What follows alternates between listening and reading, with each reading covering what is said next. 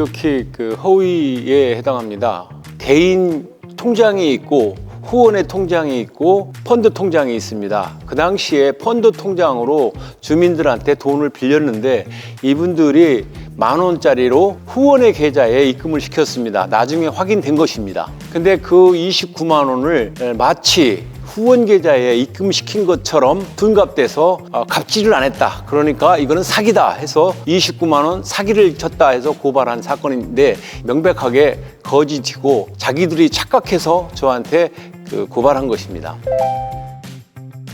후원의 계좌는 국민은행 통장이고 펀드 통장은 농협통장입니다. 근데 이분들이 29명이 입금시킨 것은 국민은행 통장으로 입금을 시켰기 때문에 후원의 통장이었습니다. 그리고는 농협통장에 입금을 시켜서 펀드 돈을 받질 못했다 이렇게 된 겁니다.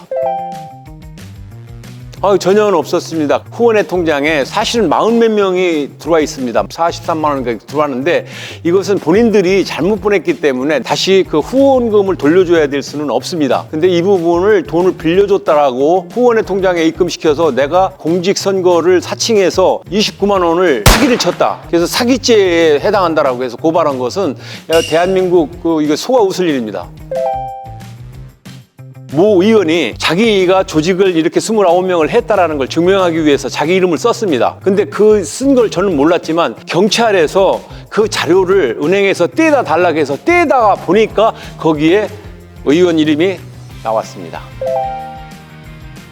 변호사와도 상의했고 경찰과도 얘기했습니다. 이건 무고다. 그래서 무고죄로 내가 고발을 하겠다라고 했습니다. 근데 무고는 맞다라고 합니다. 근데 제가 지금 국회의원 후보는 우리 지역 구민을 대변하는 대변자가 지역 주민이 혹여 잘못했다고 해서 그 사람을 고발하고 고소고발을 한다라고 하면 국회의원 후보 자격이 없다라는 생각이 들어서 분하지만 참고 가려고 고발을 하지 않습니다. 현재는. 또 우리 주변에서 분열이 또 만들어질 수 있기 때문에 좀 참는 게 좋겠다 이런 조언도 있어서 안 하기로 했습니다. 그 고소고발 하신 분이 4년 전에 비례대표를 하겠다라고 요구를 했습니다. 비례대표는 제가 뽑는 건 아닙니다만 공심위에서 연세도 많고 여러 가지 이유가 있어서 선택이 안 됐는데 그게 마치 제가 자기를 제외시켰다 해서 그 앙심을 품고 지금 고소고발을 무혐의가 되고 있습니다. 근데 이분이 저한테 메시지를 보낸 거를 제가 다 가지고 있습니다. 비례대표가 되지 않으면 고소고발을 멈추지 않겠다. 그렇게 공갈 협박도 이렇게 메시지로 했습니다. 그걸 제가 다 갖고 있음에도 불구하고 이거를 공개해갖고 그 사람의 그 체면을 떨어뜨리고 싶지 않아서 여기까지 감내하고 있었던 겁니다.